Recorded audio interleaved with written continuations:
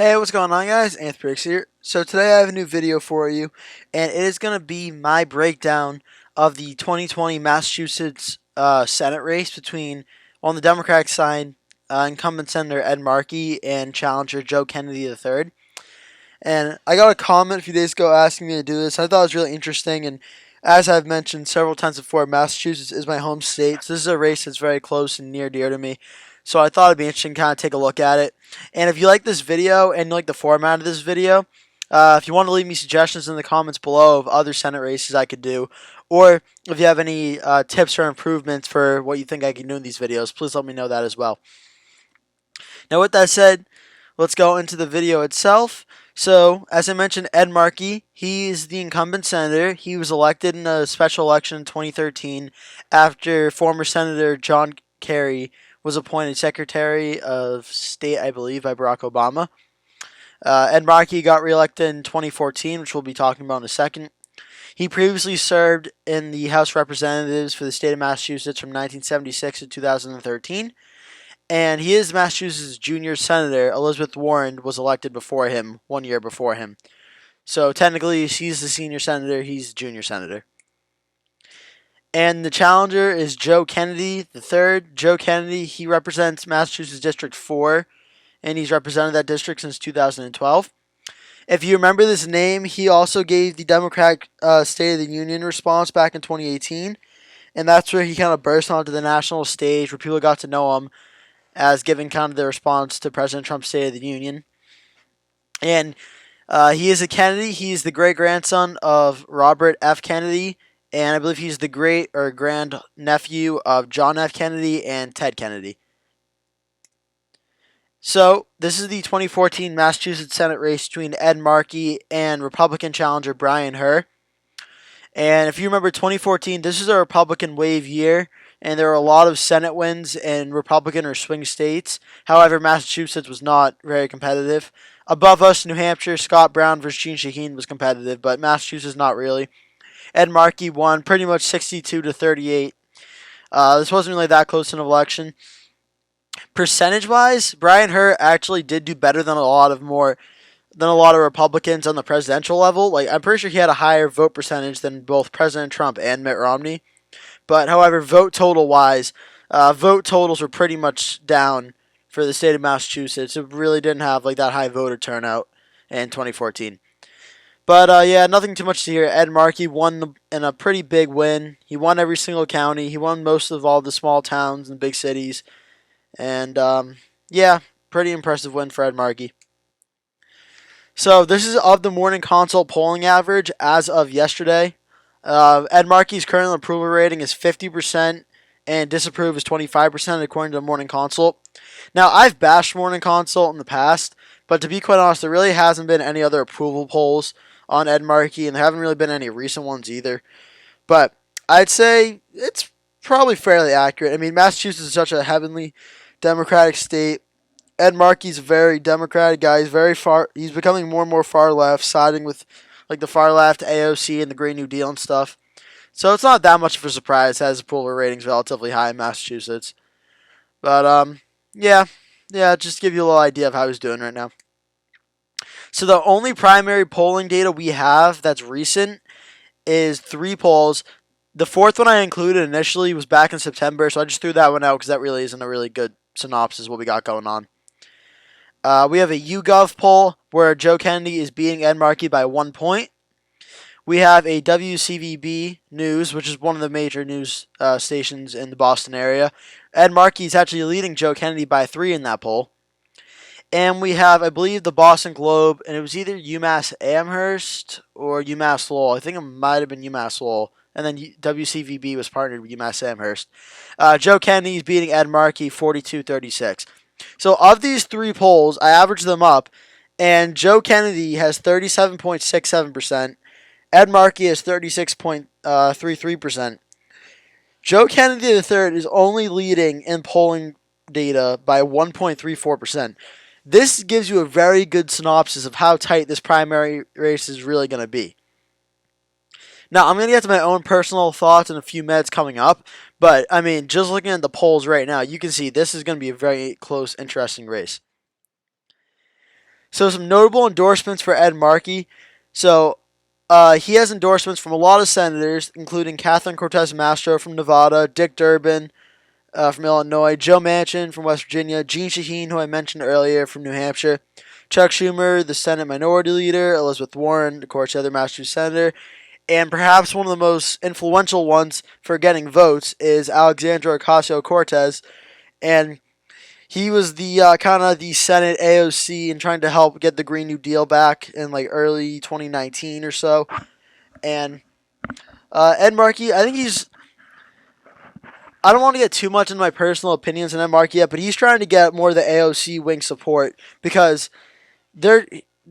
I think Joe Kennedy's trying to pull an Ayanna Pressley, kind of oust the old, long-time incumbent, the old guy with like an injection of youth. So he's probably hoping he sides with AOC and he'll get some of those voters. And just because I did it for Ed Markey, I'll do endorsements for Joe Kennedy. He doesn't have as many big names, but he has a few names that some of you might recognize. Kirsten Sinema, Arizona senator, who won back in 2018 against Martha McSally. A very, very impressive win that she was able to pull out. Very, very impressive. He gets an endorsement from her. Bill Weld, former Massachusetts governor, Libertarian Party vice presidential nominee in 2016, and Republican primary challenger in 2020, recently dropped out against President Trump. He endorsed Joe Kennedy. Gabriel Gomez, who I guarantee you almost none of you probably know who that is, but I do know who Gabriel Gomez is. This is one of the first races I paid attention to. It was the 2013 special election when Ed Markey first won. Gabriel Gomez was the Republican nominee, and all these years later, Gabriel Gomez has endorsed Joe Kennedy up against Ed Markey. Joaquin Castro, congressman from Texas, and Connor Lamb, congressman from Pennsylvania. Castro and Lamb, I feel like, are two congressional endorsements that a lot of you might recognize. There are a bunch of other congressmen, but no really other senators who endorse Joe Kennedy. So I just kind of went through all the polling data and all the information we have on the race so far. I wanted to save my personal assessment, my personal thoughts towards the end of the race, because I mean, we all have different political ideas and ideology, and we all have different preferences over candidates and stuff. And it's really hard not to be biased in a lot of these election videos because I'm going off of data, but I'm also going off my own personal thoughts. So I feel like it's fine, but I want to distinct myself between polling data and between my opinion. So the first half of this video I just did was all polling data and statistics. This is just purely my opinion and my speculation and kind of my gut feel for my home state. Okay, so as I mentioned, Kennedy is trying to pull an Ayanna Pressley. He's trying to oust the incumbent, the old incumbent, and kind of bring in an injection of youth into politics, saying the older generation are out of touch. We need young leaders to step in. Obama did this against Hillary. AOC did this against Capuano. I think it was Capuano, or was that might have been Ayanna Pressley. The incumbent that AOC ousted, she did that. Joe Kennedy's trying to do the same thing. Joe Kennedy is it's funny. He's trying to sound like he's running to the left of Ed Markey, but they're probably about the same. Or Joe Kennedy might be slightly more not conservative, but less liberal than Ed Markey is. But Joe Kennedy's trying to pull an Ayanna Pressley and trying to gather the young youth support over Ed Markey. Ed Markey's pretty much sticking to his guns. He's trying to run on his record of what he's gone and done. And primarily, he's trying to run on the Green New Deal and environmental policies that are particularly young, with a lot of young people in my state. There's a lot of teenagers in my town and stuff that really invested in all this environmental stuff and the Green New Deal and climate strikes and all that stuff. So it makes sense Ed Markey's trying to get kind of the youth voter turnout and youth movement going on. Hopefully that'll help him out, is what he's hoping for. And as I mentioned, the polling data, my assessment of it is this race is without a doubt very, very close. I mean, that's kind of the most simplest answer I can give you, but it's going to be a close race. And I just want to say this. Joe Kennedy, his best thing he has going for him without a doubt is the Kennedy family name. I mean, everyone knows who JFK is. A lot of people know who Ted Kennedy is. A few less people, but people still know who Robert Kennedy is.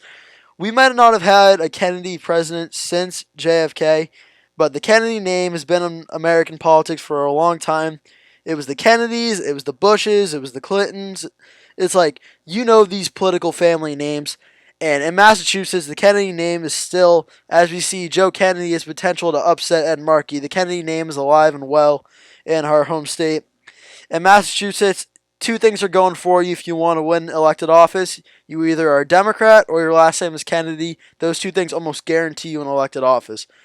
So I think Joe Kennedy III having that name, having that lineage behind him definitely helps him out. The early poll data, although it's only 1.76% average, which is typically within the margin of error of what I tend to be 3 to 4% is what my margin of error generally is. So it's well within the margin of error. However, for the incumbent to already be slightly losing is not the best sign. And I just think, honestly, I know younger voters especially, but I feel like we kind of want new blood. We kind of want to get rid of like Ed Markey and maybe put in Joe Kennedy.